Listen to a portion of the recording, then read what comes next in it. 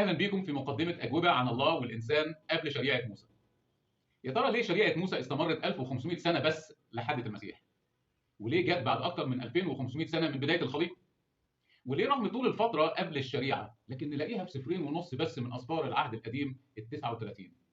وليه ربنا اختار بني اسرائيل بس عشان يديهم الشريعه؟ وليه رغم اختياره ليهم سابهم يعانوا اكتر من باقي الشعوب؟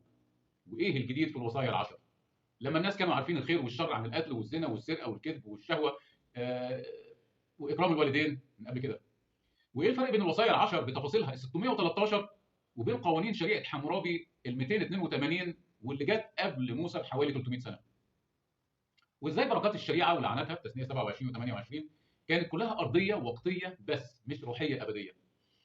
وليه الرسول بولس قال في رسالته الى كنيسه روميا في اصحاح 5 ان ربنا ما كانش بيعاقب الناس في الارض على اعمالهم قبل الشريعه؟